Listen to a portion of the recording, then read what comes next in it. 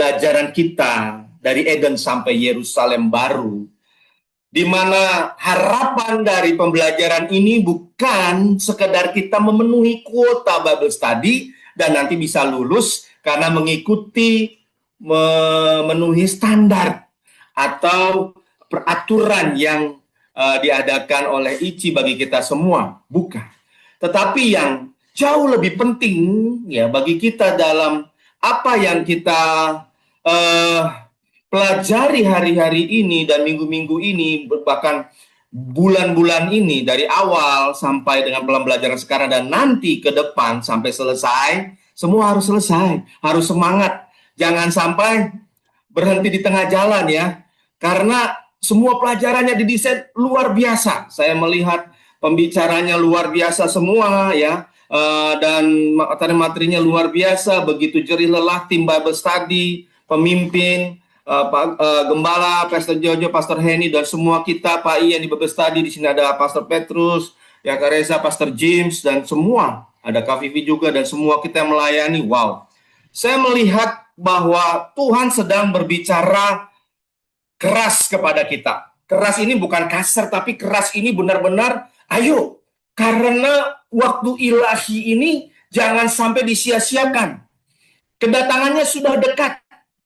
Ya, kesudahan zaman sudah dekat, tanda-tanda telah nyata. Apa yang terjadi secara fisik sebenarnya paralel dengan apa yang terjadi di alam roh, khususnya bagaimana kedatangan Tuhan Yesus ini, ya, yang tidak lama lagi saya percaya, walaupun ya saya harus punya persiapan kapanpun dia datang. Kalau Tuhan Yesus datang hari ini, saya harus sudah siap. Kalau Tuhan Yesus datang 1000 tahun lagi, itu bukan urusan saya. Tetapi bagaimana saya pribadi menyiapkan hidup. Ya, kalau bahasa populernya dulu mendandani manusia batiniah. Supaya kata pujian tadi, Kak Resya katakan, supaya kita menjadi seperti Yesus. Itu yang penting. Kalau kita bertumbuh menjadi seperti Yesus, ya, yang dikatakan menjadi sempurna seperti Bapamu di surga sempurna, ya, walaupun konsep kesempurnaan ini dalam bahasa aslinya kita akan melihat bahwa sebenarnya di dalam bahasa asli konsep kesempurnaan adalah bicara kedewasaan. Ya, seorang anak yang dewasa di rumah bukan berarti perfect 100 nilainya, tetapi dewasa itu berarti bisa paham orang tuanya mau, tepat melakukan apa yang orang tua inginkan, tepat melakukan apa yang pimpinan inginkan, gembala inginkan, dan bisa selaras, bisa bersama-sama tanpa perlu disuruh. Tanggung jawab dilakukan seperti seorang anak bangun tidur, sudah otomatis nyari Tuhan, nyembah Tuhan, tidak cari HP, dan yang lain sebagainya. Setelah itu, sekolah sudah tidak perlu semuanya disuruh-suruh, diingat-ingatin, ayo bangun, ayo sekolah, udah terlambat. Itu masih anak-anak. Kalau remaja itu antara anak-anak dan dewasa ya. Jadi masih intermittent, kadang semangat, kadang loyo. Nah, kita ini harus dewasa. Bible study ini sudah ada, ini di semester 2 ya. Ada ya, sudah mungkin 3 tahun mengikuti Bible study. Sudah harus dewasa.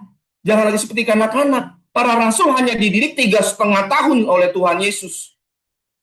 Tidak lama-lama. Di sini mungkin sudah ada yang berapa tahun ikut Pastor Henny. Ya, kalau masih kekanak-kanakan, ya ampun ya. Dididik sama Pastor Jojo sudah berapa tahun ini. Kalau masih mudi, malas-malesan, mager, nggak mau pelayanan, nggak mau bantu sana sini, nggak seperti anak yang sudah dewasa membantu bapaknya seperti anak-anak Israel. Mengapa anak Israel, anak laki-laki itu disebut Ben?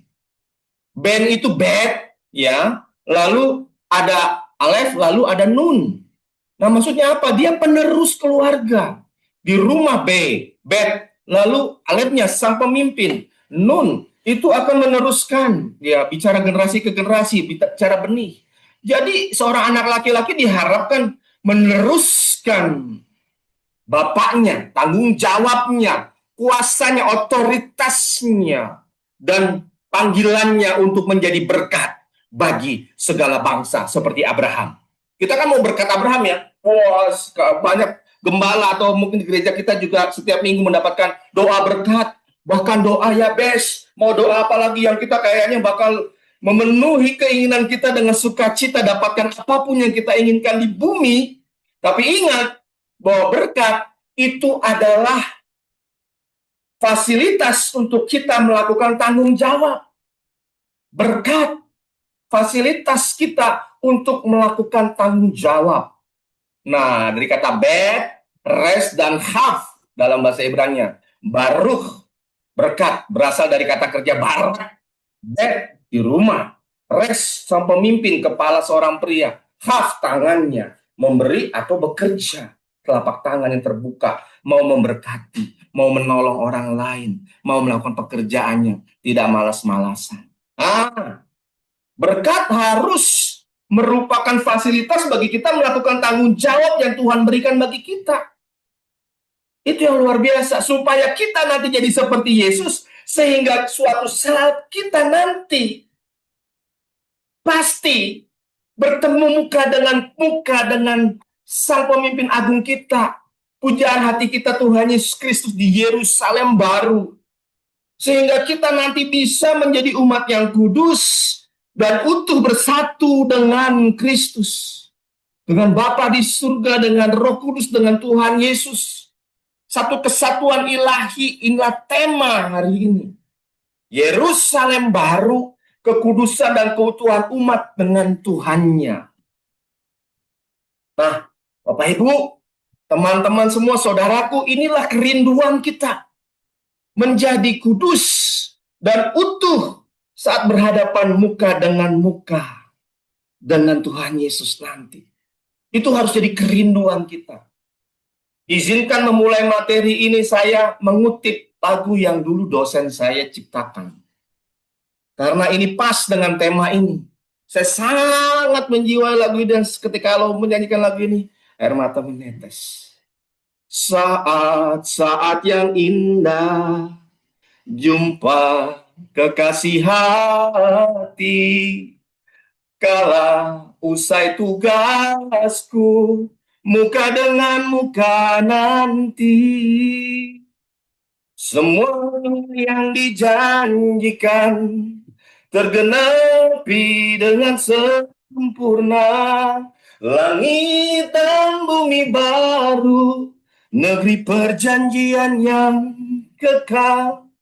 Indahnya kota mulia yang turun dari tata kemuliaannya, berhiaskan keindahan, gemerlap terang cahaya sorgawi.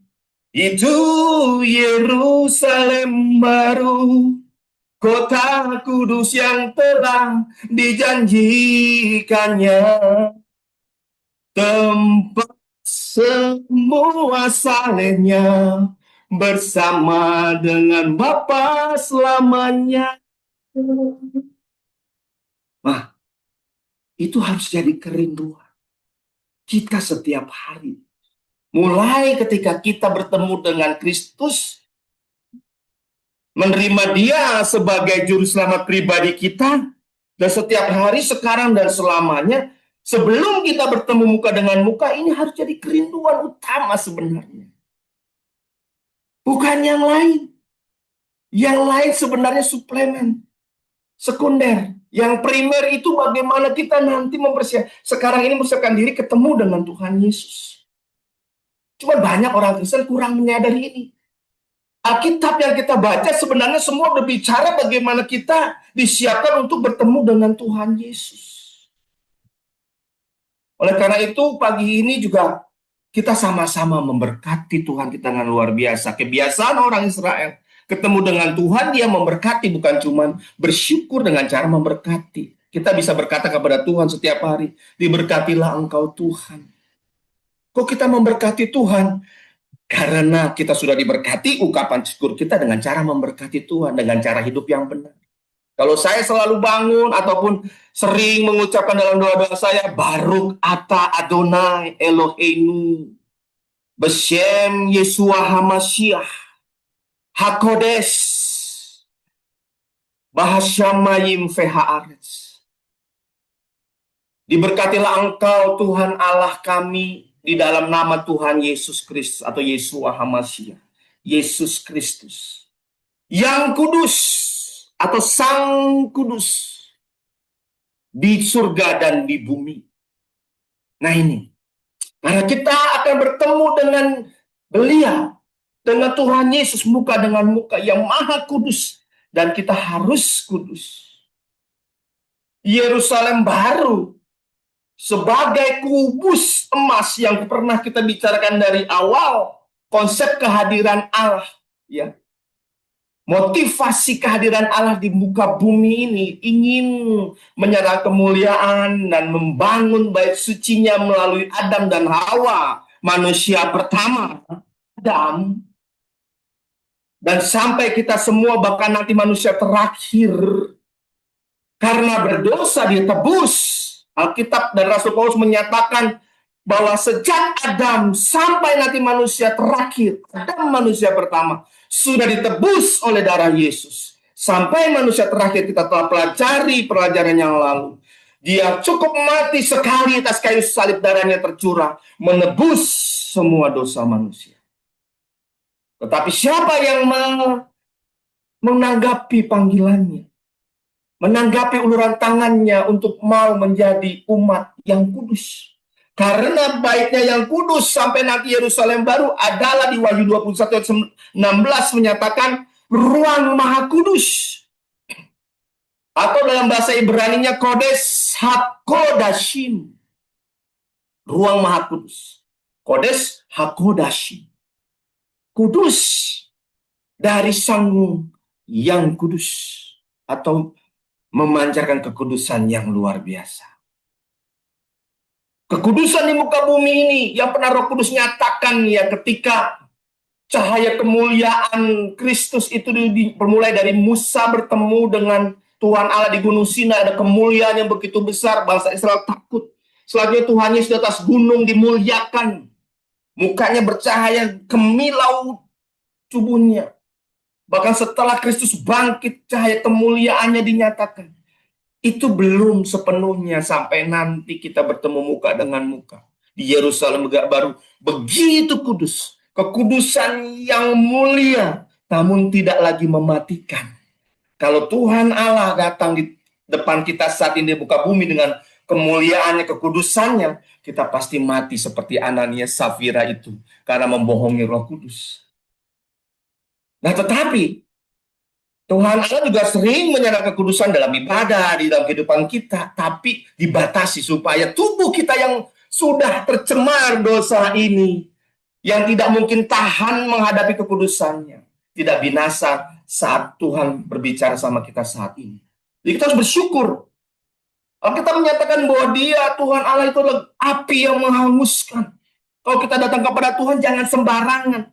Kita datang ke Gunung Kudus, api yang menghanguskan. Harus dengan hormat. Walaupun kita bisa santai sama Tuhan. Tuhan, terima kasih hari ini.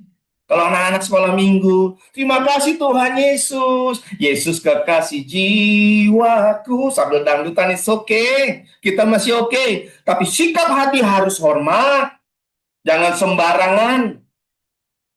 Dalam teologi Ibrani, kekudusan adalah esensi ilahi, esensi Allah, bahkan yang maha tinggi, yang memisahkannya dari ciptaannya. Allah dengan ciptaan terpisah oleh karena kekudusan yang luar biasa.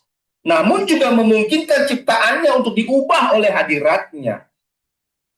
Contohnya dalam teologi Ibrani, dalam filosofi Ibrani, pengajaran banyak rabi atau Talmud rabbinik menyatakan mengapa ular di Taman Eden bisa berbicara.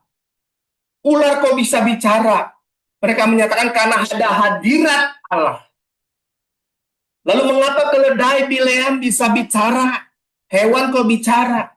Karena ada hadirat Allah. Lihat, dia melihat ada malaikat Tuhan berdiri di depannya.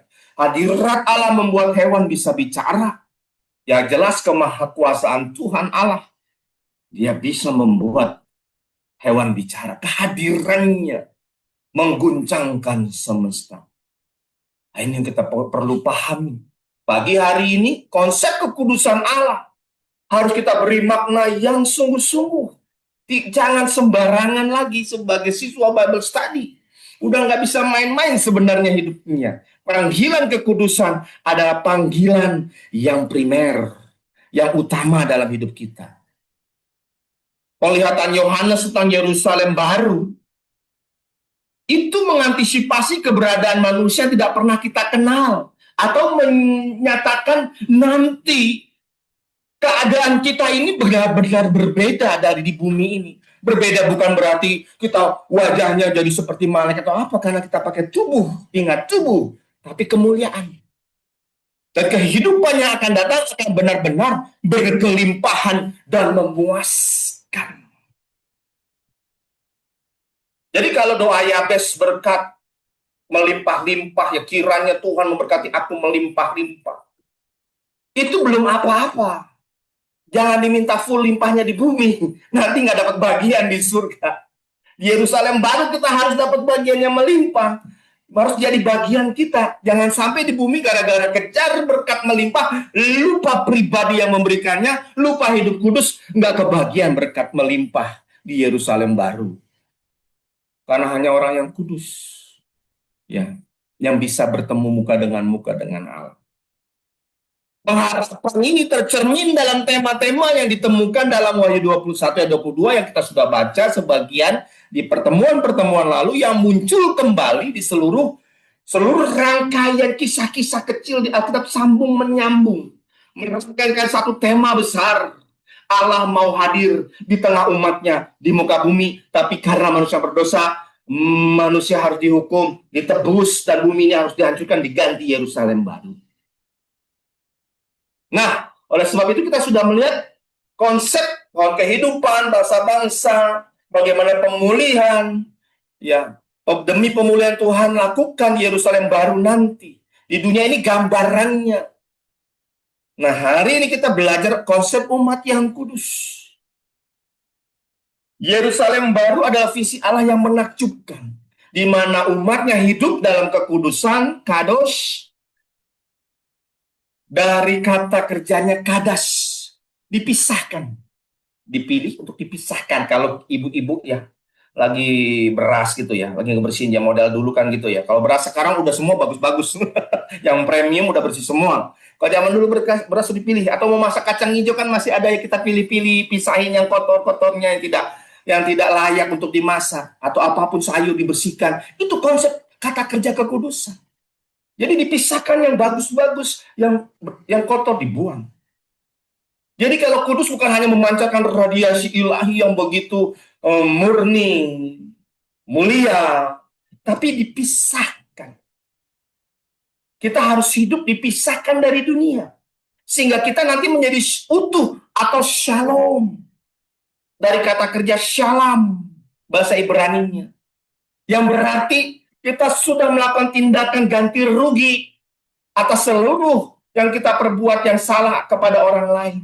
Kita telah berbuat salah kepada Tuhan Allah dengan berdosa. Tapi Yesus menembus kita. Hidup kita juga harus ganti rugi kepada Tuhan. Dengan cara apa? Hidup benar. Bukan ganti nyawa kepada Tuhan. Nggak mungkin kita menggantikan kasih Tuhan. Tapi Tuhan menuntut kita hidup benar sebagai ungkapan syukur kita, agar kita utuh atau shalom yang sempurna nanti di Yerusalem baru. Sekarang belajar di bumi melakukan tindakan shalom. Jadi shalom bukan sekedar shalom, apa kabar? Hai. Enggak, kalau di Israel sana kan shalom hanya hai. Di mana saja, siapa saja mengucapkan, entah orang Yahudi, orang Kristen, atau orang Islam yang berbahasa Ibrani, itu shalom. Wajib untuk hai ketemu di sana. Yang sudah pernah ke sana pasti tahu. Nah, melalui salib Kristus, Aima Yesu dari kuasa Roh Kudus penuma Hagion atau Ruah Hakodes. Ya.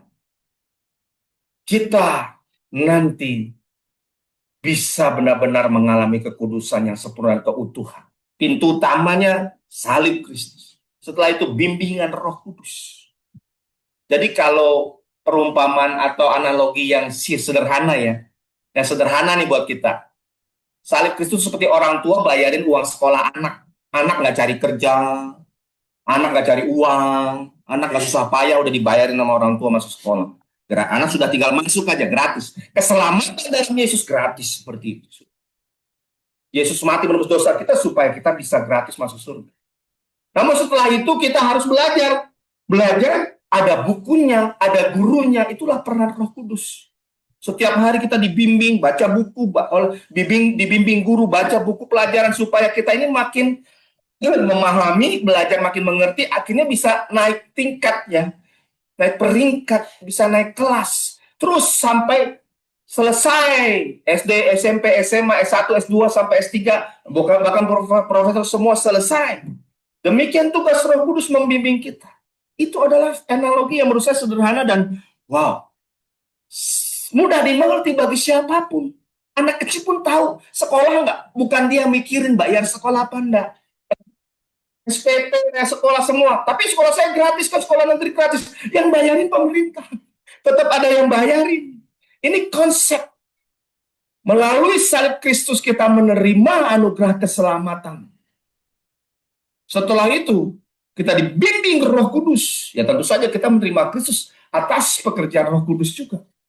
Dan Roh Kudus sudah berhenti membimbing kita sampai kita bisa menjadi mempelai Kristus yang tak bercacat celah. Nah itu. Ya itu dia ya. Dalam bahasa Ibrani konsep kekudusan berakar pada kata kados atau kata kerjanya kadas. To separate, to consecrate, untuk disucikan, untuk dipisahkan, yang berarti terpisah, suci, atau sebenarnya konsepnya ditetapkan untuk tujuan ilahi. Dalam hal kudus, kamu sebab Tuhan Allahmu kudus, kamu harus hidup kudus, berkenan di hadapan Allah. Untuk tujuan ilahi, bukan tujuan apapun. Oleh sebab itu, jangan sampai kita salah jalan. Dalam konteks Ibrani kuno, kados bukan hanya menunjuk kepada kemurnian moral, tidak berbuat salah, tapi juga hidup harus dikhususkan bagi Allah, terpisah dari hal yang profan atau biasa-biasa aja. Apa bedanya orang Kristen, anak Tuhan, anak Allah, dengan manusia yang tidak menerima Kristus, tapi secara moral kelihatan lebih baik, lebih bisa memberi, lebih kaya dan mau memberi. Banyak orang-orang yang tidak percaya Yesus itu kekayaannya digunakan untuk tujuan sosial, moral, bahkan tidak korupsi, benar. Ya, ada banyak pekerjaan kasih kalau boleh dibilang demikian ya. Ambil istilah kita. Dia bisa membantu sesamanya lebih daripada kita. Bedanya apa? Kalau kita harus dikhususkan untuk tujuan ilahi. Tapi sesungguhnya panggilannya juga bagi kita untuk melakukan seperti mereka atau seperti Tuhan katakan, jadi terang dunia. Ya, makanya orang-orang Yahudi itu senang filantropi, keturunannya lihat Bill Gates, Elon Musk, semua beberapa keturunan Yahudi yang kaya raya itu senang punya filantropi ya, lembaga-lembaga untuk edukasi, buat sekolah gratis, air gratis di Afrika, kasih makan di mana di sana. Dan secara moral mereka memang dituntut demikian. Kita pun sama. Bukan berarti dia orang Kristen leha-leha santai-santai. Udah tebus Yesus. Tuhan Yesus sudah melakukan segala bagi saya. Udahlah. Bukan saya pikirin bagaimana menerima berkat Tuhan saja. Lupa tanggung jawab. Praktik dan ritual dari kemah suci atau bait suci yang sudah kita pelajari beberapa minggu yang lalu dalam perjanjian lama menjelaskan tentang Yerusalem baru. Hanya imam besar yang dapat masuk ke dalam bait suci bagian dalam atau ruang maha kudus. Dan bahkan dia hanya diizinkan masuk sekali setahun, yaitu pada hari pendamaian. Karena imam besar harus kudus untuk masuk ke dalam ruang maha kudus. Maka mereka yang masuk ke dalam ruang Yerusalem baru juga harus kudus.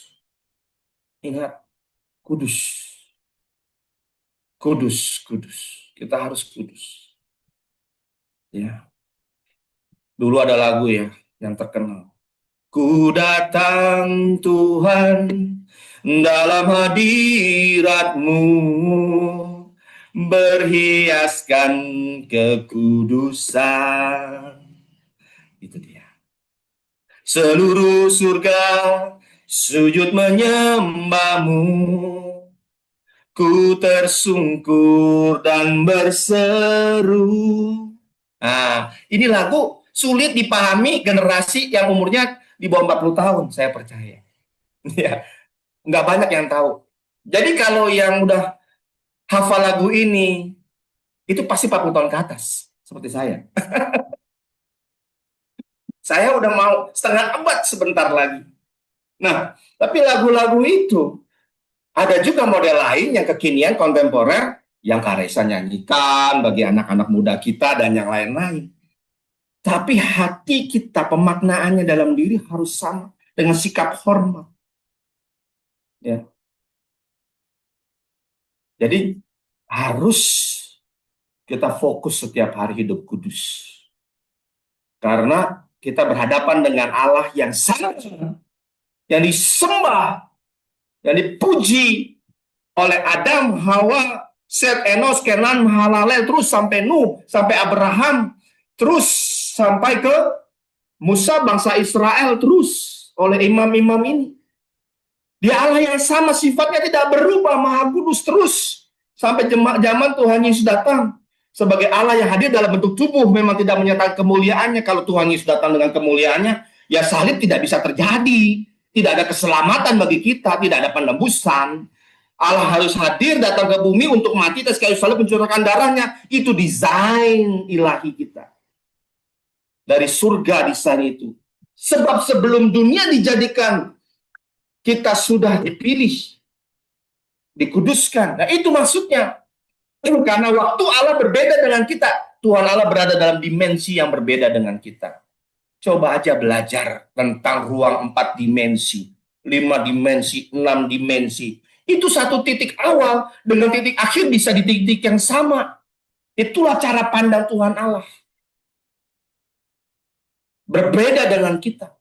Oleh sebab itu lihat kata-kata Ibrani untuk kata awal itu Bereshit, in the beginning, pada mulanya. Dalam bahasa Ibrani Bereshit juga berarti secara ruang pada puncaknya, untuk waktu dia di awal. Rosh Hashanah, tahun kepala, tahun awal, itu tahun barunya orang Israel yang rata-rata September atau Oktober ya. Rosh Hashanah, Bapak Ibu yang pergi ke sana di Rosh Hashanah, ramenya luar biasa. Karena itu rangkaian ibadah-ibadah yang dijadikan satu. Nah, setelah Rosh Hashanah juga dikenal bahwa dalam bertata ruang Ibrani, kata Ibrani ini, kata bahasa Ibrani Rosh atau Reshit, itu artinya puncak atau summit, puncak gunung. Nah, jadi Tuhan Allah tuh punya dimensi yang berbeda dengan kita. Bagi dia, waktu dan ruang tidak dipisahkan. Dia sudah melihat awal dan dia tahu akhir. Dan dia sudah tahu siapa yang akan ke sana, siapa yang tidak. Dalam dimensi ilahi loh, bukan dimensi kita. Kita salah kalau mempertanyakan bahwa kalau Tuhan Allah berarti nggak adil dong. Memilih siapa yang akan dijadikan, lalu siapa yang akan masuk. Tuhan memilih, bukan berarti capciptus lalu siapa yang dijadikan. Karena dia sudah melihat bagaimana tingkah laku kita.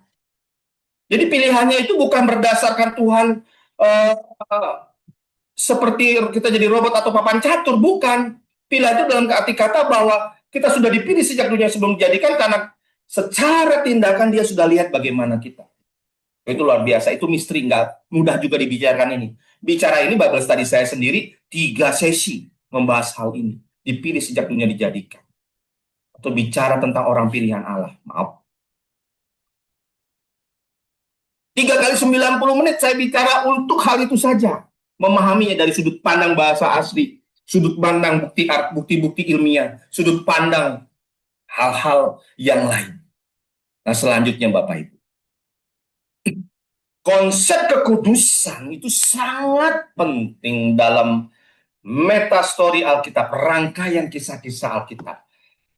Terutama untuk memahami penggenapan cetak biru penciptaan Allah bahwa seluruh bumi harus menjadi kota baiknya. Lihat bagaimana keturunan Adam dan Hawa, khususnya ketika Kain bersalah, membunuh Habel. Nah, selanjutnya keturunan Kain itu jahat-jahat. Pemulainya ada pria dengan punya istri lebih dari satu, itu keturunannya Kain. Keturunan Set baik-baik. Selanjutnya bagaimana manusia itu makin jahat. Di eranya Nuh, Seperti yang sekarang kita lihat perkembangan LGBT yang begitu dahsyat dulu di era Nuh. Sampai Tuhan harus riset manusia, kecuali Nuh, anak, mantu, ya, dan semua cucunya ya. Maaf, belum ada cucu saat itu. 8 orang selamat. Nuh dan anak cucu, istri Nuh dan anak mantunya. Nah, lihat, Tuhan menghukum manusia karena manusia tidak kudus. Kudus ini berarti hidup benar gitu ya.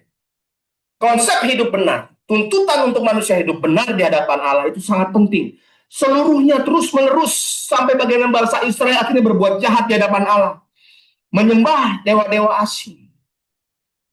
Mengapa Yakub akhirnya Tuhan Allah pilih melahirkan keturunannya Israel padahal Yakub sudah menipu, ya, menipu Ishak. Dan bagaimana Esau tidak dipilih? Karena kita lihat Esau itu punya istri, itu wanita Kanaan yang menyembah dewa asing. Bahkan dalam Talmud Yahudi, para rabi menuliskan bagaimana Esau membiarkan dewa-dewa sesembahan, barang-barang sesembahan dewa Kanaan dibawa masuk ke rumahnya Ishak, sehingga Ishak dan istrinya begitu pahit, bitterness, pahit hatinya. Sakit hati sama Esau. Makanya Esau nggak bisa dipilih karena dia berzina secara roh, spirit, secara spiritual. Hati-hati terhadap perzinahan. Hati-hati, orang yang mendua nggak akan bisa diterima Allah. Pezina nggak boleh masuk Yerusalem baru. Nah, kita bertobat sungguh-sungguh. Kalau ada dosa perzinahan, cepat jangan sampai jadi pezina. Sudah jatuh, cepat bertobat, tinggalkan. Selagi ada kasih karunia hari ini. Panggilan ini harus saya berikan. Ajakan untuk bertobat, seruan bahkan, perintah bahkan untuk bertobat. Jangan tunda. Sudah punya istri, punya selingkuhan, tinggalkan sekarang. Jangan tunggu. Jangan tunggu nanti, sekarang. Kalau perlu, langsung. Jangan sampai Tuhan panggil kita dalam keadaan berzina. Baca Alkitab kita sungguh-sungguh. Jangan sampai orang-orang yang benar-benar merendahkan Allah. Tenang aja, Tuhan Maha Kasih. Belum kenal dia siapa Tuhan. Saya pun Tuhan tolong. Memasuki usia pernikahan saya yang mau 22 tahun, saya bilang, Tuhan, jaga saya. Ngeri. Saya juga bukan orang yang 100% murni suci segala macam. Masih punya kelemahan, tapi Tuhan tolong bagaimana. Kalau kemana-mana tolong, mata saya jangan sampai ada keranjangnya. Kekudusan erat dan sangat erat kaitannya dengan Allah. Karena hanya dia sendiri yang pada dasarnya kudus dan kita berasal dari Allah. Maka kita harus kudus. Nah, Bapak Ibu, selanjutnya.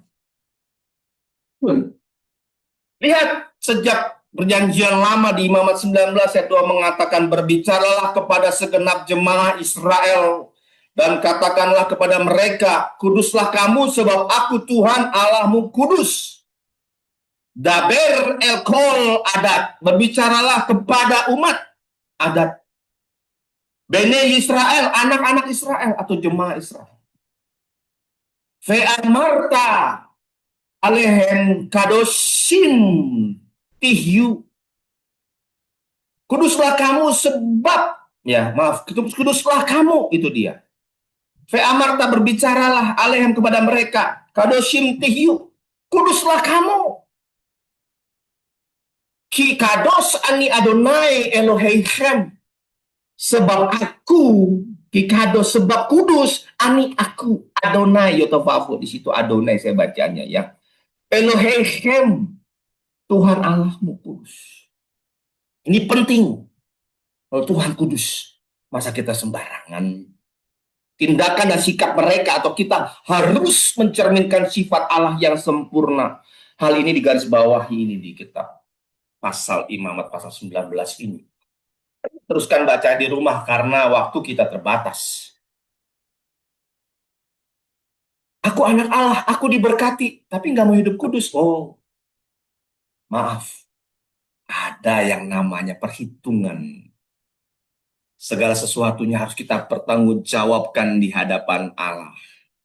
Pikiran kita, perasaan kita, kata-kata yang keluar, hati-hati chat kita, chatting kita, ya, di grup-grup kita, joke-joke-nya, gambar-gambarnya, sikap kita kepada pasangan kita, kepada istri, kepada suami, kepada anak, tanggung jawab kita di bagaimana sikap kita di kantor, di usaha, kepada customer, kepada pimpinan, kepada teman sepelayanan, kepada jiwa baru, kepada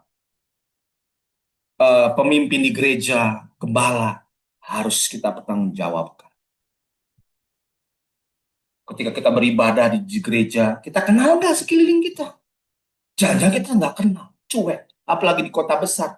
Ya, apalagi itu di mall ini kan ribuan ya. Waduh, kalau datang tepat waktu, udah mau baru mulai datang teng gitu ya, terus pulang cepat-cepat, nggak mungkin kenal banyak. Paling yang udah jauh, itu ini. Tapi sebelah nggak kenal. Gimana ini? Ya, karena sikap kekudusan, konsep kekudusan bicara juga tentang kasih, mengasihi, memperhatikan satu sama lain. Tugas memperhatikan bukan cuma tugas asyir. Walaupun tetap hati-hati ya, di gereja juga harus mulai, ya bukan mulai sekarang, dari dulu juga ada orang-orang yang sembarangan, yang mau memanfaatkan situasi. Dulu pernah ibu gembala saya lagi KKR, lagi ada altar call, gembala maju dengan istrinya, tasnya ibu gembala diambil, HP-nya, dompetnya. Jadi ada yang datang ke gereja sungguh cari Tuhan, ada yang cari gembala, ada yang cari teman, ada yang cari makan, ada yang cari hartanya orang lain. Hati-hati, cari kesempatan. Dikombin lah, cari Tuhan, pasti kita dapat berkat, bisa ketemu dengan pemimpin, ketemu dengan saudara seiman. Tapi harus saling memperhatikan. Ya, termasuk kalau di altar call, ya, kalau kita memang sudah tidak dalam bagian altar call itu, ya kita perhatikan sekeliling, bantuin, liatin. Jangan ada tangan-tangan yang jahil. Nah, Bapak Ibu, menjadi kudus berarti hidup dengan cara yang mencerminkan kesempurnaan moral Allah. Hidup yang ditandai dengan kasih, ya, mengasihi Tuhan sama dengan mengasihi sesama, sama dengan mengasihi diri sendiri. Kasihilah dirimu sendiri, ya. Kasihlah sesamamu manusia seperti kamu mengasihi diri sendiri. Berarti mulai kasih diri sendiri dulu dengan benar. Jadi moral kita sebagai jombloan, jomblowati harus benar dulu. Bahagia sempurna sebagai jomblo, ya. Anak-anak kita mesti kasih tahu, anak-anak TK, SD jangan pacar-pacaran, SMP jangan pacaran dulu, SMA juga. Ya, saya bilang sama anak saya, mungkin saya udah pernah cerita ya. Kalau kamu mau pacaran, tapi nggak larang, tapi sekolahmu bayar sendiri. Pergi ke sekolah, berangkat sendiri, makan, siapkan sendiri. Papi, mami siapkan makan di rumah. Tapi di luar kamu urus hidupmu sendiri. Karena kamu mau tak belajar tanggung jawab atas hidup orang lain. Nah itu. Kalau kamu udah punya kerjaan, punya uang, baru boleh kamu mulai mikirkan yang lain. Bahagiakan dirimu sendiri dulu, kasih dirimu sendiri. Saat SD, SMP, SMA, kuliah juga kalau belum kerja. Berprestasilah. Kerja keras, berprestasi, tingkatkan skillmu. Potensi ilahi yang dalam dirimu, tubuh, jiwa, dan rohmu. Terjaga sempurna, hidup kudus. Sampai di pernikahan barulah boleh dikasih kecupan. Barulah ada hubungan seks di dalam pernikahan. Jangan di luar itu. Banyak orang-orang Kristen yang menuding-nuding Katolik karena punya teologi yang berbeda segala macam. Tetapi lihat ya, saya lihat romo-romo Katolik kalau khotbah segala macam ya, itu kalau sudah nggak kudus, udah ada hubungan seks sebelum nikah, belum tentu dikasih pemberkatan nikah loh. Kecuali ya lain lagi prakteknya ya. Tetapi itu, kalau sudah ada pernikahan, ada perceraian hidup, lalu nikah lagi belum tentu dikasih pemberkatan nikah. Yang ada mungkin peneguhan atau apapun gitu ya. Nah, berarti apa? Standar moral itu nggak gampang memang. Harus kita tegakkan. Hidup yang ditandai dengan kasih. Mengasihi diri dulu. Jomblo bahagia dulu, baru bisa nanti membahagiakan orang lain. Percaya. Kalau kita sendirian bahagia, potensi kita manfaatkan untuk kemuliaan Allah, cerdas, kerja keras, bisa cari uang, memenuhi kebutuhan kita dan kebutuhan nanti pasangan kita. Pada saat kita punya pasangan, itu tetap bahagia. Itu Alkitab kita menyatakan demikian. Di perjanjian lama, itu kalau mau menikah, pasangannya mau nikah itu nggak dituntut buat pesta. Nggak ada hutang di dalam pesta pernikahan mereka. Bahkan yang bawa makanan, bawa semua-semua itu keluarga. Bahkan mahar itu orang tua ambil ya untuk uang mahar ataupun uang apapun yang namanya gitu, mohar dalam bahasa Ibrani-nya. Dan ada lagi, ada nanya serik tuh, ada uang yang disiapkan lagi oleh orang tua mempelai wanita. Itu dikasih semuanya mohar dan uang ataupun harta yang dimiliki keluarga wanita, tanahnya atau apapun kalau untuk wanita ya. Karena wanita nggak berhak meneruskan keturunan, tapi laki-laki itu diberikan tanahnya. Jadi keluarga yang menikah ini, pasangan menikah ini nggak digantungin tanggung jawab finansial dengan hutang sana sini. Hutang pesta, hutang ini, hutang baju, hutang itu. Enggak. Uang itu minimal kalau dihitung secara sekarang. Orang-orang perjanjian lama yang menikah itu paling tidak punya 3 tahun uang ataupun finansial ataupun harta berupa tanah, berupa apa, supaya pasangan yang baru menikah punya jaminan finansial paling tidak 3 tahun. Setelah itu mereka bekerja setelah nikah, sehingga mereka tidak distres secara finansial. Nah, lihat perceraian terjadi kan banyak kasus karena finansial. Baru menikah hutangnya ratusan juta, bahkan miliaran. Karena pesta, ada adat-adat yang benar-benar membuat orang jadi miskin habis nikah. Walaupun punya rumah, punya apartemen, tapi hutangnya banyak di bank. Sama keluarga besar juga banyak, hutang adat. Jangan jadi jemaah, jangan jadi adat ya, lihat ya bahasa aslinya jemaah itu adat. Yang membuat orang makin berhutang, makin terikat dosa banyak. Karena dengan hutang itu pintu. Karena artinya hutang itu dalam bahasa Ibrani-nya itu lava. Itu mengikat, terikat. Terikat hidupnya. Orang punya hutang kan terikat. Kasihan. Nggak bisa bebas memuji Tuhan. Mau nyembah Tuhan. Oh Jesus, yang di sini tagihan, hutang, setoran apa. Stres kan. Ini bebaskan anak-anak kita dari pengaruh yang demikian. Generasi kita harus memutus adat yang membuat anak-anak kita terikat hutang. Jadi kita yang mau menikah nih sekarang pikirkan kalau udah siapin pesta. Tapi kan kalau mau pesta, bayarin yang pengen. Yang mengingat pesta yang bayar. Ya kalau pasangan mau menikah mau pesta, ya udah. Kalau susah dibilangin, lebih baik amankan dirimu dengan finansial yang matang. Ya, belum kemurnian. Pasangan masuk pernikahan harus kudus. Itu adalah seks pertama dalam kehidupan. Jangan belum apa-apa udah bablas duluan. Di Amerika masih ada loh wanita-wanita menjaga kemurnian moral, virginitas, keperawanan sebelum nikah. Kalau sudah menikah, bebas. Sebelum menikah jangan dilakukan. Dulu ada gerakan dari namanya pelayanan fokus on the family, fokus pada keluarga. Bagaimana seorang bapak memberikan cincin kepada anaknya yang remaja yang sudah mulai akil balik. Cincin ini dipasangkan ke jari. Anaknya bilang, nah, cincin ini dipakai supaya kamu menjaga kekudusan. Kalau kamu ternyata sudah tidak perawan, sebelum menikah, kembalikan cincin ini kepada papi, atau kepada papa, atau kepada bapak. Supaya bapak datang kepada Tuhan minta ampun. Supaya kamu masuk pernikahan nanti nggak dikutuk Tuhan. Saya ngomongnya sedih sekali. Karena banyak pasangan-pasangan muda masuk pernikahan tidak kudus. Sudah melakukan hubungan seks sebelum nikah.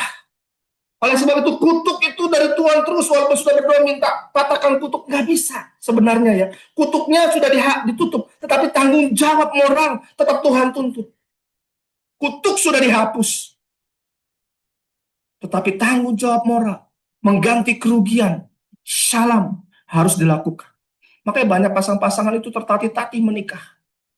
Terikat pinjol, terikat mana. Baru 3 bulan nikah cerai. Setahun nikah cerai. Aduh, Tuhan. Gimana? Karena salah konsep finansial. Makanya ini Ici. Pastor Jojo, Bu. Pastor ini luar biasa. Terus-menerus lewat divisi level up mengajarkannya tentang finansial. Bagaimana melek literasi keuangan. Harusnya diajarkan juga kepada anak SD, mulai SD. SMP paling tidak, itu awalnya. Saya punya program namanya Prime Living yang akan ditujukan kepada anak-anak SMP SMA. Bagaimana sejak SMP melek literasi keuangan, melek jaga kekudusan.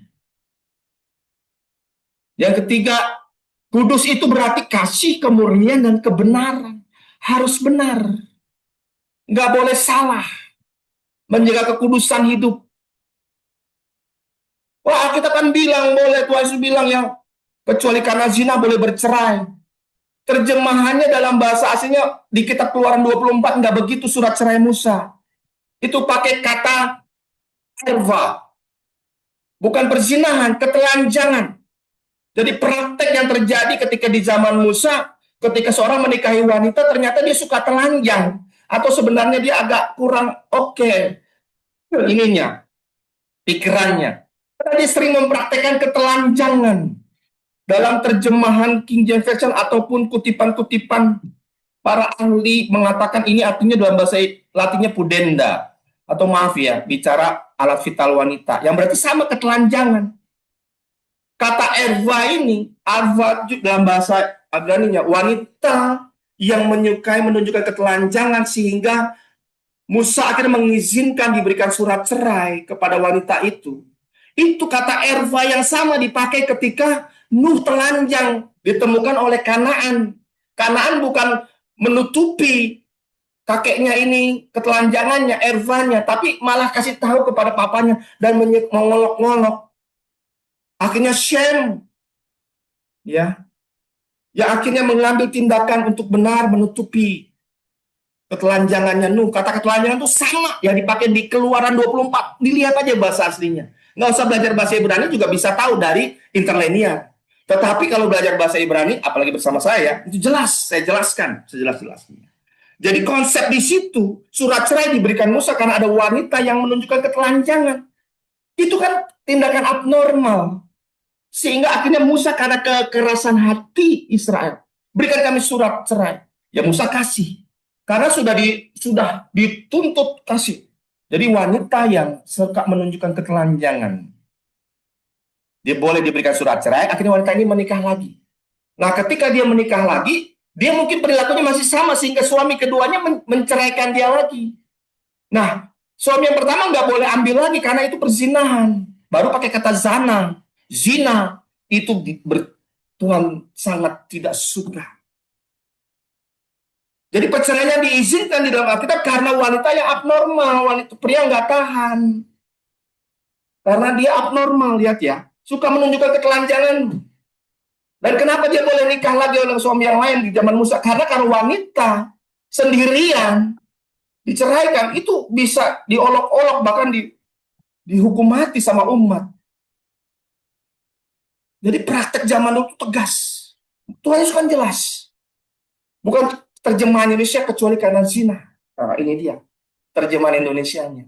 Perlu kita pikirkan kembali bahasa aslinya. Bukan pikirkan, lihat. Kecuali karena memang wanitanya nggak normal. Jadi kalau ada wanita yang menuntut perceraian dari suami menuntut perceraian dari wanita, pasanganmu atau istrimu ini normal apa enggak, Bapak? Gitu ya. Dalam arti kata secara ini normal. Kalau dia tidak waras, bolehlah. Karena dia sering menimbulkan ketelanjangan. Tapi ada juga yang tidak waras, tidak menunjukkan ketelanjangan, ya tidak perlu diceraikan. Jadi Tuhan harus tegas bahwa apa yang disatukan Tuhan Allah tidak bisa dipisahkan oleh manusia.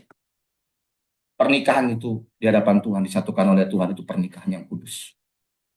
Ini saya singgung karena ini di akhir tahun ini saya memberi, ini pelajaran terakhir saya tahun ini. Supaya tidak ada hutang saya memikir tentang hal ini. Ada praktek perceraian marak di luar sana. Semoga tidak terjadi di dalam sini. Jauhkan kiranya kita berdoa dari ICI, dari peserta Bible Study dan semua jemaat. Lihat bahasa asli, penting bahasa asli. Jadi ketiga hal ini, kasih, kemurnian, kebenaran, tiga ciri terpenting dari perilaku yang sempurna. Konsep kekudusan tampil menonjol dalam semua surat-surat perjanjian baru. Lihat, kekudusan hidup harus menjadi ambisi setiap orang percaya. Ambisi saya, ambisi kita semua di sini harus hidup kudus. Ini ambisi nomor 1. Supaya kita berkenan di hadapan Allah, menjadi mempelai Kristus yang tak bercacat celah. Supaya menjadi seperti Kristus.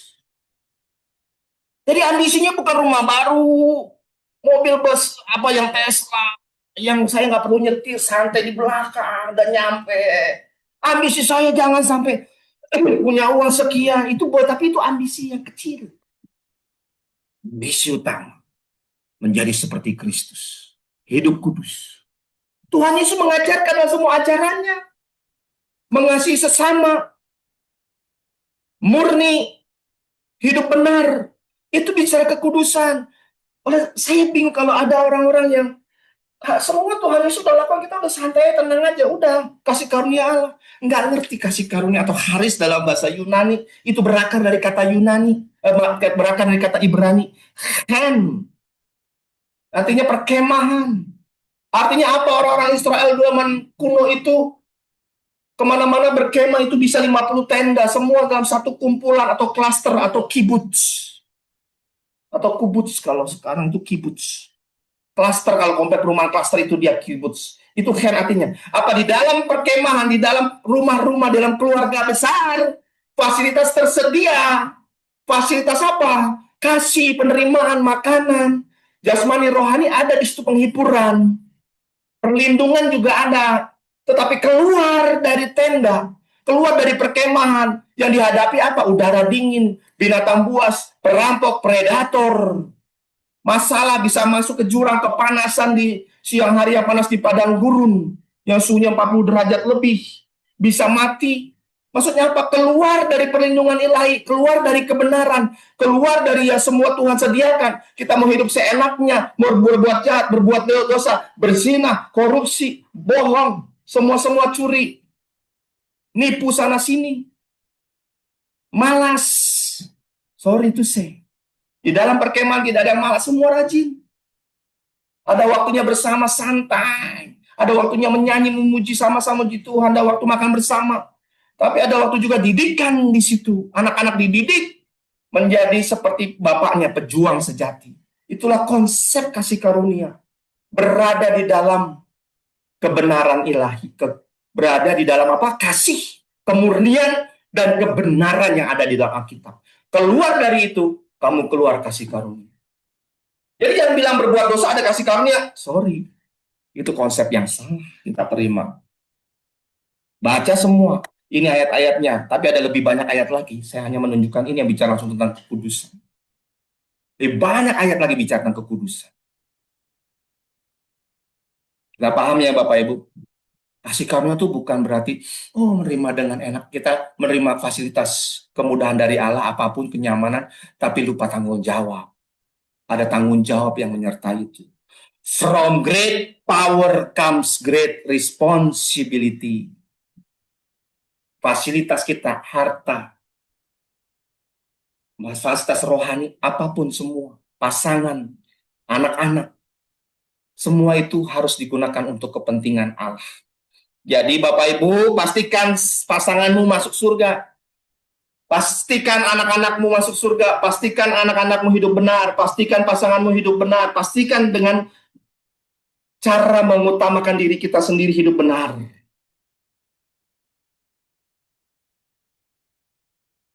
Petrus mengungkapkan hal ini dengan sangat jelas dengan mengutip Imamat.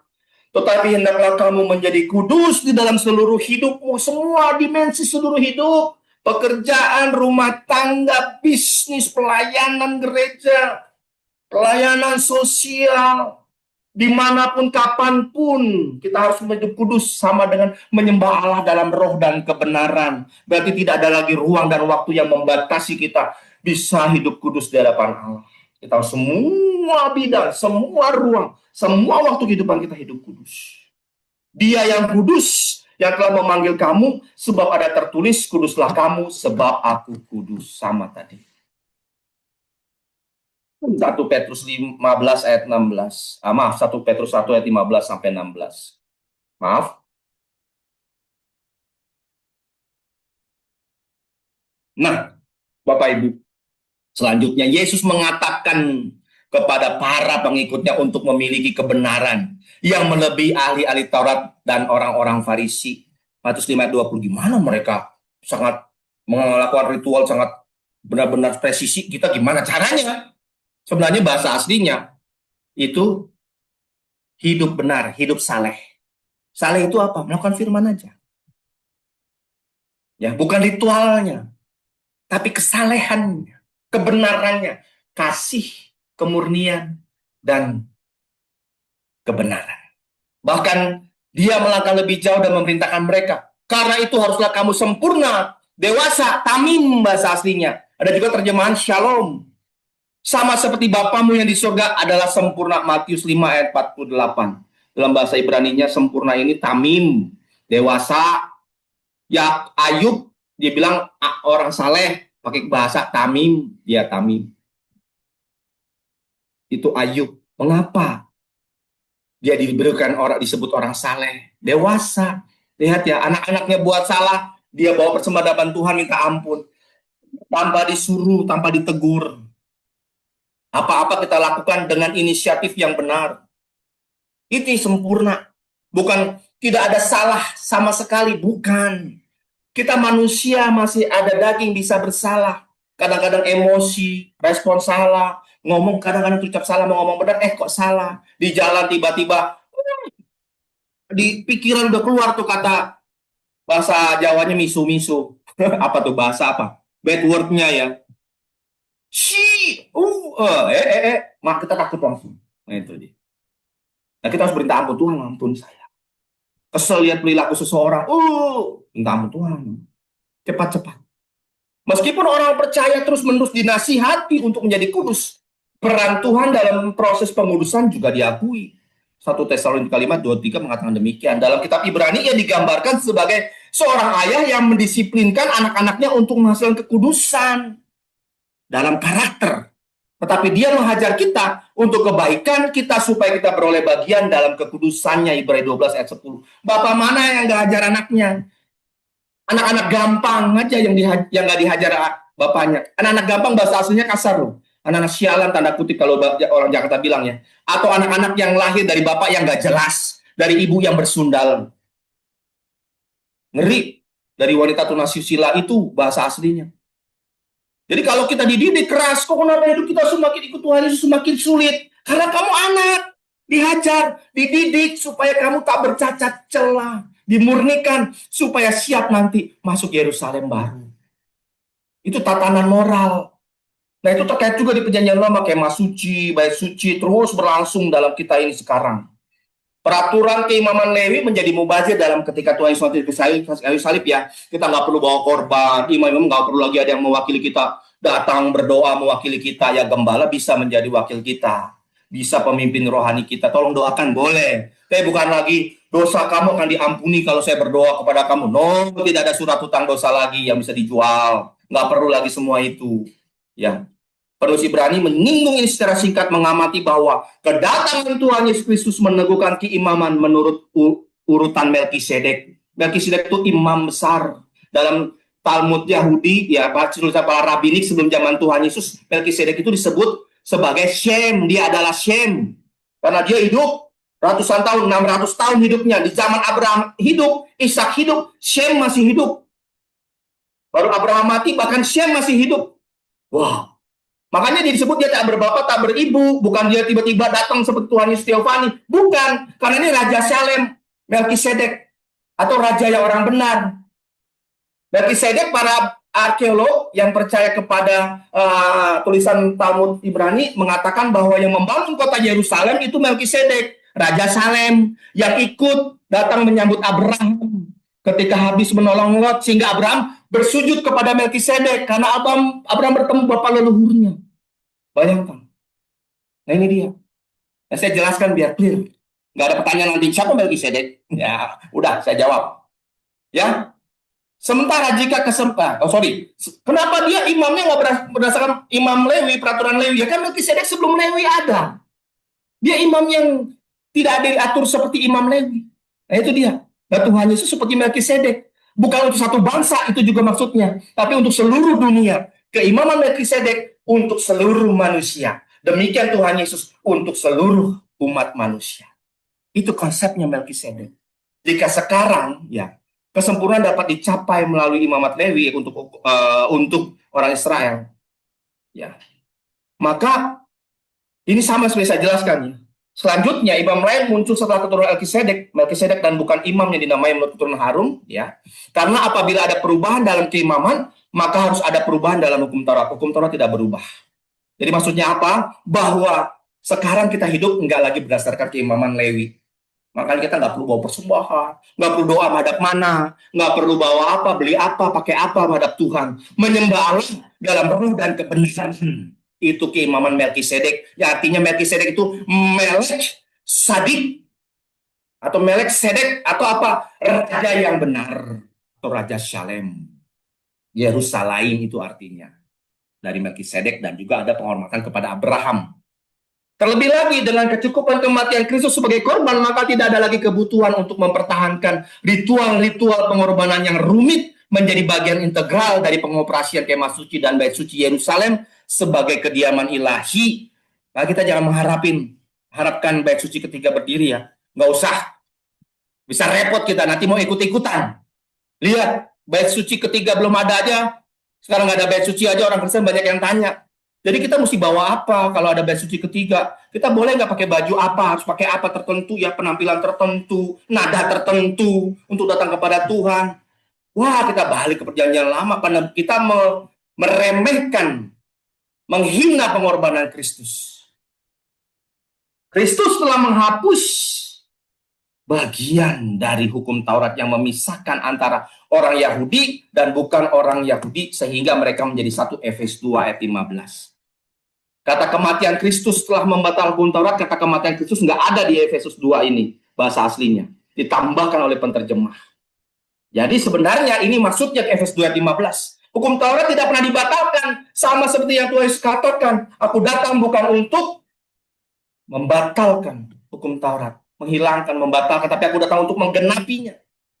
Hukum Taurat bagi bangsa Israel khusus.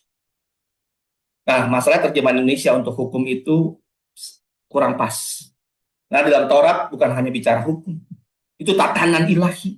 Ada yang khusus bagi Israel, ada yang bagi seluruh umat manusia. Makanya ada namanya di hati manusia ditaruh Taurat di dalam hati. Bukan Yahudi tidak perlu lagi menyesuaikan diri dengan tanda-tanda dan adat istiadat bangsa Israel untuk menjadi orang Israel sejati, sunat, dan semuanya yang tidak perlu bagi mereka. Keselamatan dalam Yesus tidak perlu dengan tanda-tanda yang diberikan kepada orang Israel, kecuali kita orang Israel. Mereka tidak perlu pindah ke Israel secara geografis untuk menjadi orang Israel, tetapi mereka hanya perlu pindah kepada Yesus Israel yang sejati. Ya, ini dia selanjutnya. Saya skip karena kita sudah bahas tadi. Tersirat dalam semua ini adalah harapan bahwa pemulihan manusia di masa depan Yerusalem baru dalam keadaan yang kudus di bumi ini sudah mulai diperbaharui, disertai dengan pemulihan tubuh, walaupun sekarang tubuh kita mulai dibongkar dengan adanya mujizat-mujizat Yesus, ya, itu menunjukkan ada pemulihan tubuh supaya nanti suatu saat kita mencapai kapasitas dan kekuatan yang penuh di Yerusalem baru. Kita di Yerusalem baru akan dipulihkan secara fisik dan juga secara moral. Instruksi-instruksi tentang para imam ini mengingatkan kita bahwa kekudusan dan keutuhan berjalan bersama. Menjadi kudus berarti menjadi utuh. Shalom berarti kita juga dipulihkan. Ya, keutuhan tubuh. Injil menuliskan tentang Tuhan Yesus yang menyembuhkan orang sakit. Selain untuk menyatakan bahwa dialah Sang Mesias, itu menyatakan juga kemampuan Allah untuk memulihkan kita. Ya.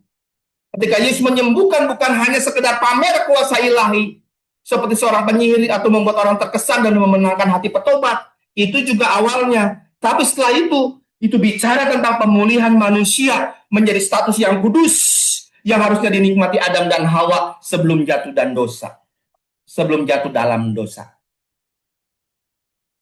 Matius pasal 89 mencatat bahwa dengan membawa kesembuhan, keutuhan dan kehidupan kepada orang lain, Yesus menegaskan bahwa ia memiliki kuasa untuk membuat orang lain menjadi kudus.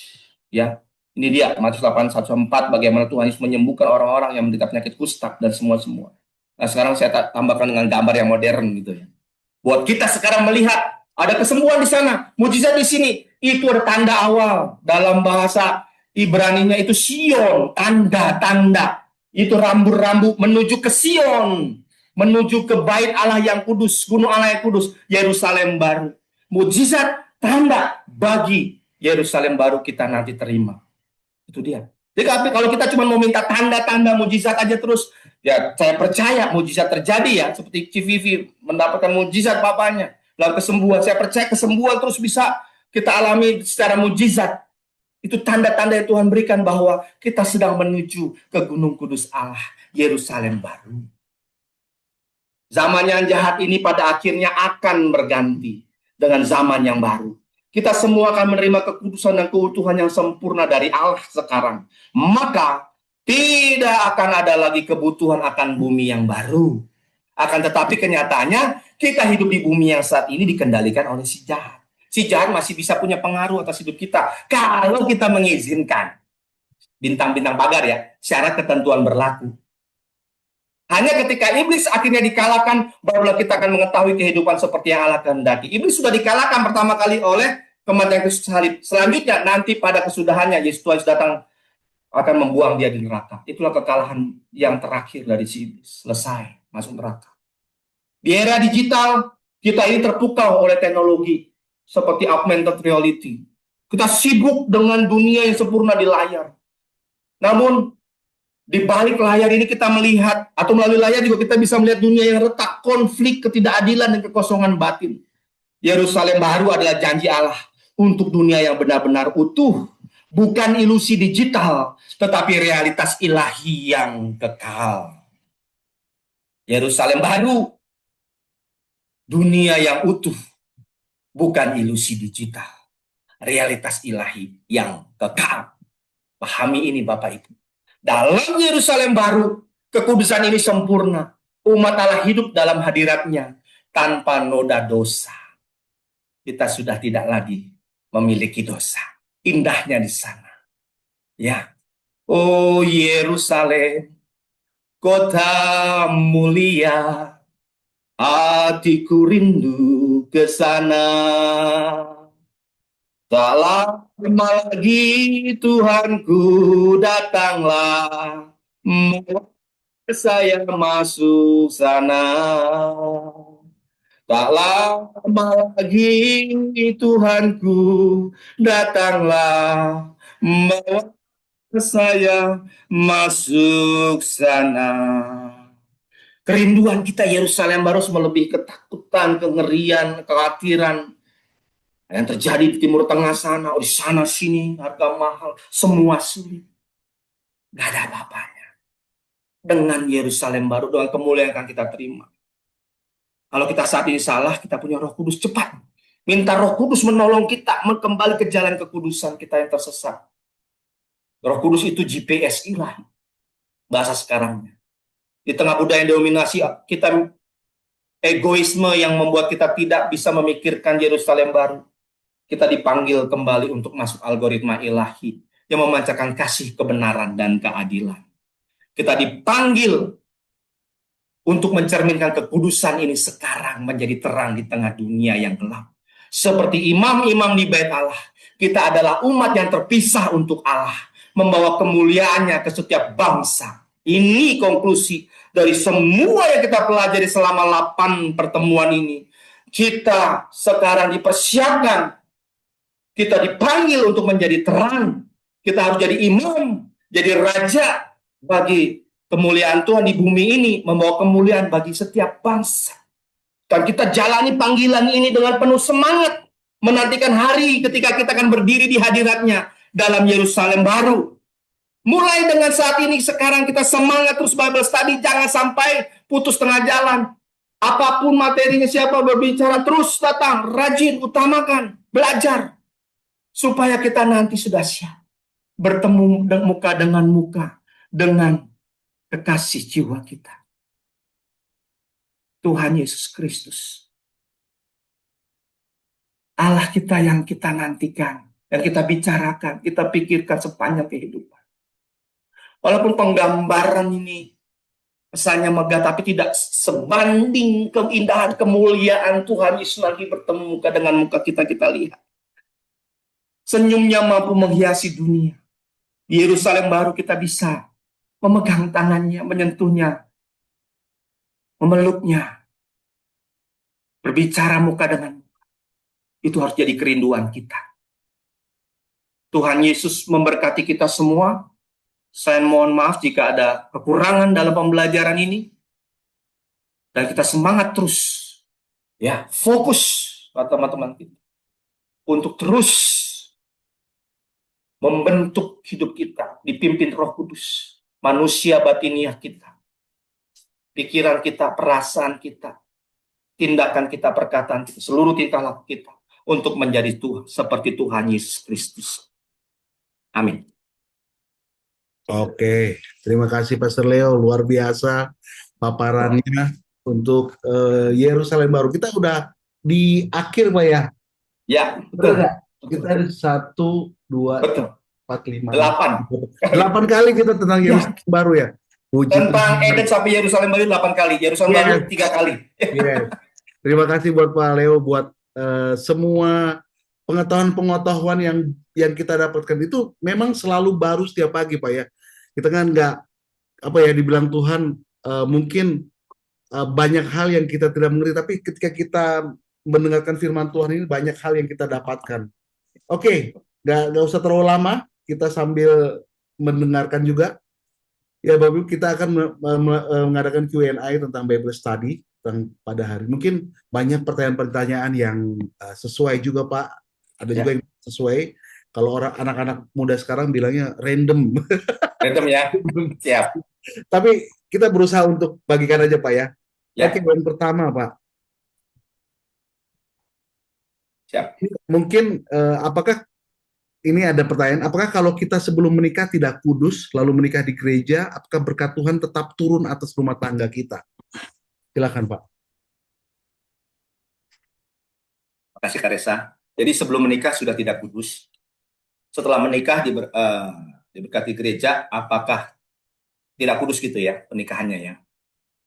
Tentu ketika kita bisa diberkati di gereja ataupun diteguhkan pernikahan di gereja, sudah ada namanya doa pertobatan yang minta ampun sama Tuhan. Tuhan selalu mengampuni. Tuhan selalu memberkati. Tetapi tentu ada didikan, disiplin, karena kesalahan masa lalu kita akan ada disiplin.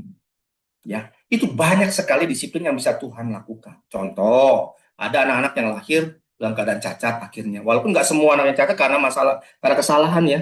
Itu dia bisa begitu. Bisa karena ada juga Tuhan kasih masalah finansial yang panjang banget nggak selesai. Atau yang pertama biasanya kalau ada masalah isu ketidakkudusan biasanya trust ya. Ada mistrust, biasanya ada kekurangan, lack of trust antara pasangan. Dirinya sendiri jadi nggak yakin atau malu atau kurang pede gitu loh ya kepada pasangan atau menjalani hidup, aduh salah nih, atau lupa. Tapi kalau lupa biasanya Tuhan ingatkan dengan disiplin. Ya, disiplin banyak, bukan hanya satu saja, bukan berarti Tuhan ini jahat, bukan, karena Tuhan mau mendidik kita supaya jadi seperti Yesus, itu saja. Berkat tetap ada, bukan Tuhan yang jahat. Ya, jangan juga kita pikir wah Tuhan jahat, jangan salah pikir tahu Tuhan kita tuh kita suka sama Tuhan curigaan gitu ya, jangan gitu ya Karis. Oke, ini masih ada sambungannya Pak ya. Kalau misalnya perceraian karena KDRT atau karena pemerkosaan, bagaimana Pastor? Silakan. Oke. Jadi perceraian karena KDRT sebenarnya memang dianjurkan untuk pemisahan dulu sampai ada nggak pertobatan. Kalau nggak ada pertobatan dari yang pelakunya, jangan dilepas lagi bersama. Bisa mati nyawanya ya, hilang nyawanya gitu. Gitu ya. Jadi negara mengatur ini. Jadi bagus adalah ada gereja-gereja punya lembaga bantuan sosial, bantuan hukum ya. Seperti LBH Mawar Sharon ya, dan lembaga bantuan hukum yang lain tuh bagi orang-orang Kristen yang punya masalah KDRT, biasanya gereja juga punya konselor-konselor. Nah, konselor juga jangan udah Tuhan pasti mengampuni lah, udah babak belur itu ya, udah di sini biru-biru di sini ya. Udah diinfus, Tuhan aku mau ampuni ya, sembuh balik ya sama. Jangan. Dipisahin dulu, dikonseling dulu yang pelakunya. Ya, ini pelaku bukan berarti saya suzon suami ya. Istri juga bisa loh KDRT suami, bisa ada suami-suami yang sekarang lemah gemulai dihajar istrinya bolak-balik, ada juga ya. Gitu ya. Nah, itu harus ada konselingnya dulu. Tobat apa enggak? Itu pemimpin jemaat atau pemimpinnya harus juga konselornya atau pengembalaan harus memantau. Nggak bisa lepas tangan, lepas kaki, lepas semuanya.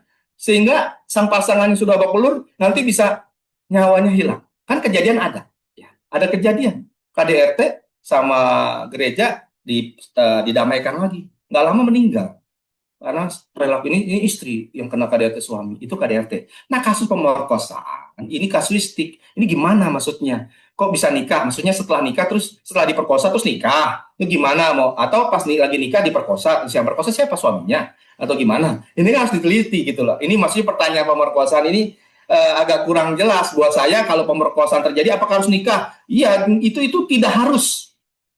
Udah diperkosa, hamil, apakah harus nikah dengan pemerkosanya? Tidak harus, tunggu dulu, tunggu dulu. Orang yang dia harus tanggung jawab beda loh. Ya tanggung jawab bisa hukum, bisa dihukum penjara, bisa harus memenuhi kebutuhan haknya gitu. Nanti anaknya tambah bapak, tunggu dulu. Karena ada banyak kasus juga orang-orang yang diperkosa nikah, akhirnya pernikahannya babak belur loh.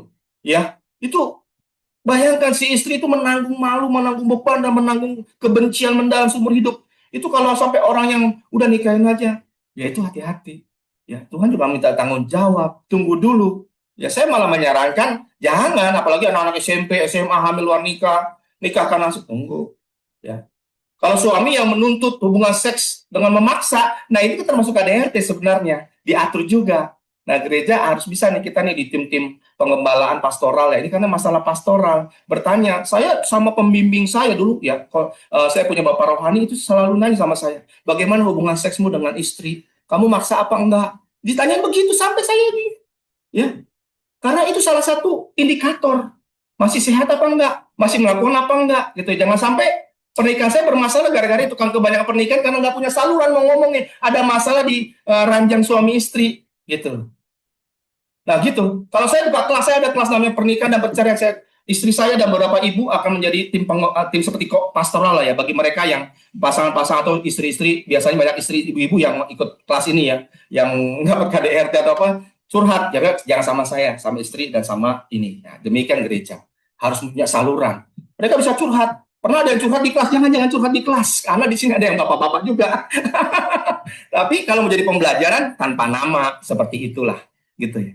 Gitu Kak Resya. Itu harus lebih dilihat dulu kasusnya untuk masalah pemerkosaan. Gitu. Makasih. Jadi lebih baik kita serahkan kepada konselor yang Betul. profesional, Pak ya.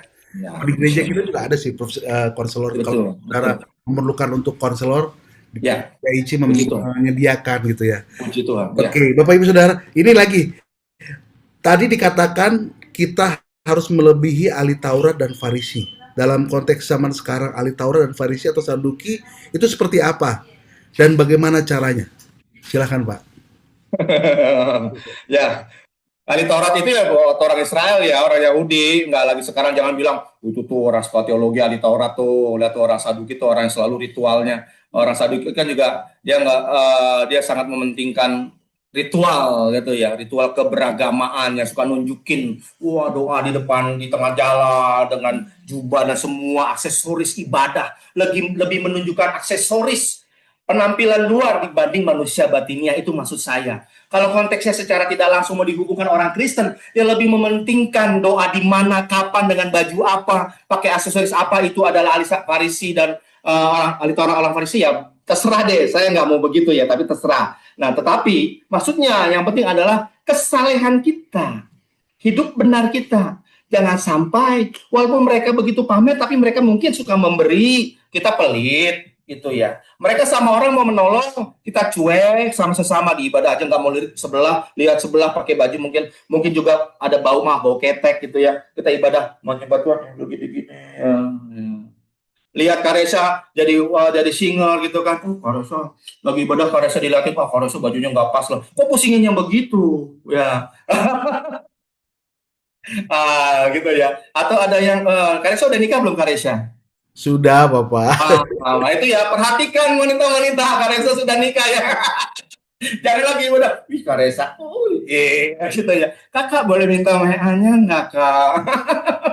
Itu hati-hati. Jadi kita mendekat kepada Tuhan, hidup benar, jangan sampai kita juga sama Tuhan fokusnya bukan Tuhan. Mentang-mentang kita udah ikut Bible study, mereka yang belum ikut Bible study kita bilang, tuh kamu nggak paham seperti yang saya paham. Saya udah tahu bahasa aslinya ini itu. Tunggu dulu, hidup benar kita harus benar-benar ya melakukan hidup benar.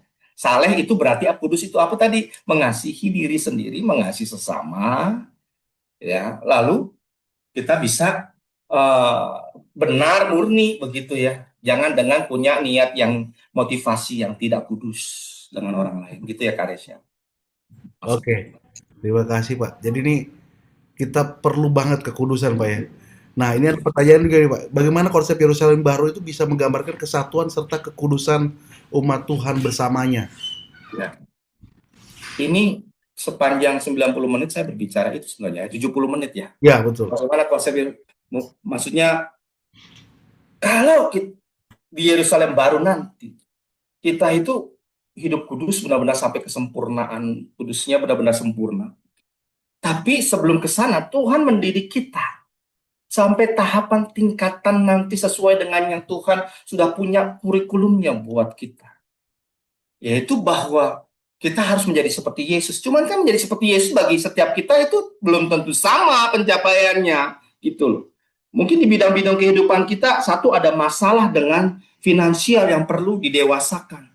Ada yang masalahnya adalah bagaimana dia memandang pasangan, memandang diri sendiri, ya kurang pede, karakternya cacat di situ ya. Mungkin dia tidak ada masalah dengan kekudusan di masalah pornografi, perzin atau dia lihat wanita langsung mau pacarin, langsung mau deketin. Ya, ini kan perlu dididik untuk hidup benar. Sebelum terima Yesus, bagaimana hidup lama kita?